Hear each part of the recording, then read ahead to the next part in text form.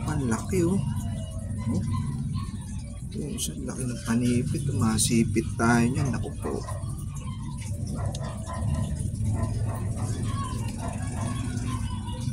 Ito palaki pala. Ready yung kulo niya eh.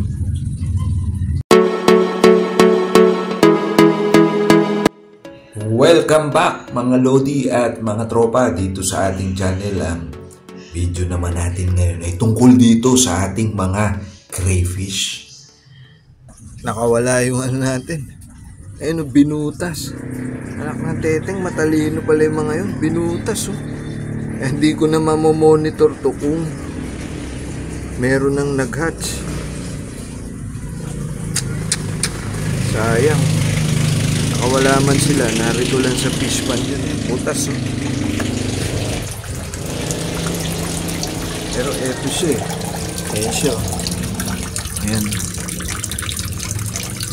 Yari, baka ubusin ng isda yung ano nito. Ewan natin kung may nag-hatch yan. Supposed to be ganitong panahon, meron na dapat nag-hatch sa mga yan. Walang trees eh. Paano natin mapapakain yan?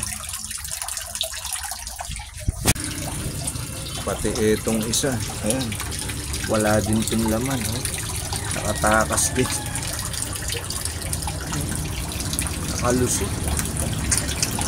Ito masamang balita, patay yung isang gabi natin. Isang gabi na lang natitira at isang goldfish.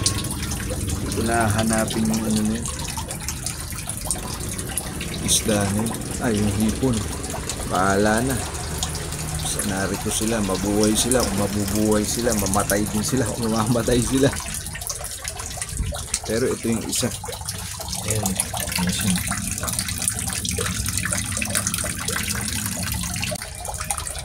Ayan sila mga tropa, ito yung isang malaki.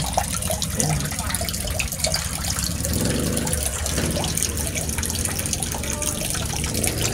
Ito na ba? Parang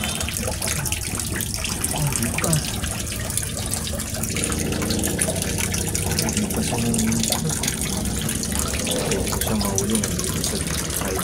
Ayan, siya mahuli.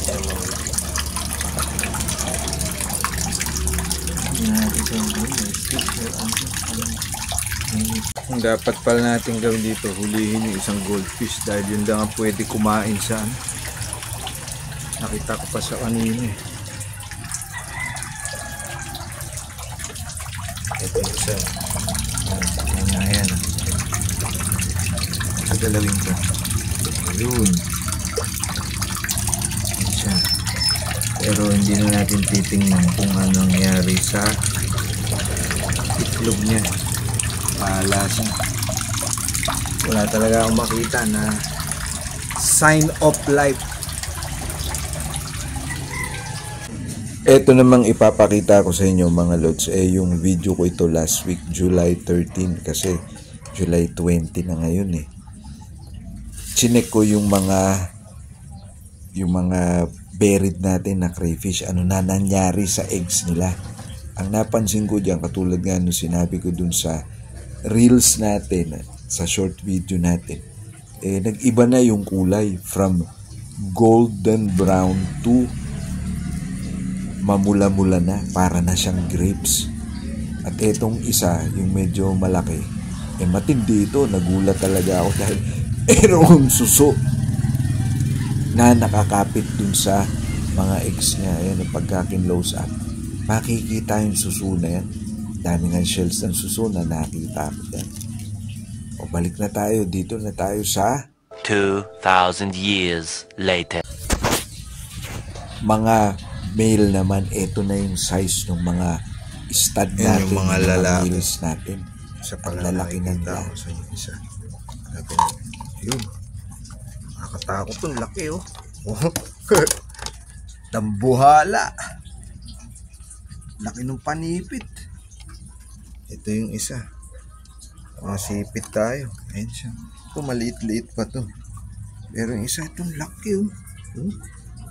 Talaga siya, katakot yung panipit niya. Ayan siya. Ito, hindi nakakatakas dito, mga babae, magagaling. Pag hinuli ko naman kasi yung isa na nakikita ko, baka ma-stress lang, maglaglag ng itlog, kaya pabayaan ko na lang. Dito ko na lang abangan.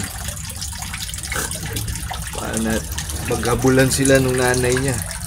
Ay ba, mag-hatch na yun. Marami naman dahon dito, hindi siguro kakainin naman. Ito naman, ayun, isang goldfish. Pusok ko pagka hindi gusto nilang kain yung dapat ulihin. Dito din nga pala ako ng isda para dito dahil delikado ang mga lamok. Kahit gapi lang na overfed siguro.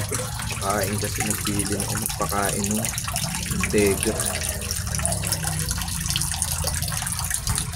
Ang laki oh.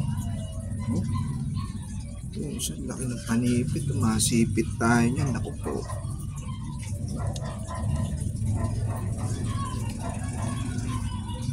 Ito pala. Ready yung kulo niya eh. Later. Goldfish natin. Ililipat natin siya dito. Baka humayahay yung mga ano dito. Baka pag nag-hatch yung ubusin na natin sila dito.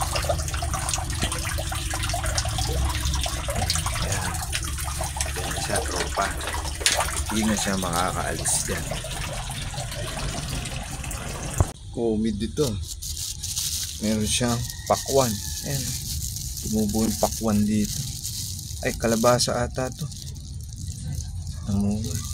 Binalit ng misis ko, dalawa yan.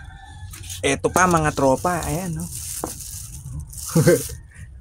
Diyan lang yan. Yan lang muna update natin mga loads dito sa ating mga crayfish. Medyo sobrang busy talaga tayo. Halos hindi na tayo natutulog. Kaya yung boses natin ngayon iba. Pagtiyagaan nyo na lang muna itong video natin. Sa susunod gagawa talaga tayo ng full vlog tungkol dito sa mga crayfish natin. Tingnan natin kung mag-hatch yung mga itlog nila. Hindi ko na nga pala pinaguhuli itong dalawa na nakatakas ay sa baka ma-stress lang sila. Anytime this week, hopefully ay mag-hatch na yung mga eggs na yan. Kasi pagka hinuli pa natin yung mga yan, pahirapan na naman, baka hindi nila buhayin yung mga anak nila. Kaya hintayin na lang natin, magiging visible naman yan sa pond kung merong maliliit na parang kiti-kiti. Kaya lang nakatakas ulit yung goldfish habang tinatapos ko itong vlog na ito. Salamat sa panonood. Bye.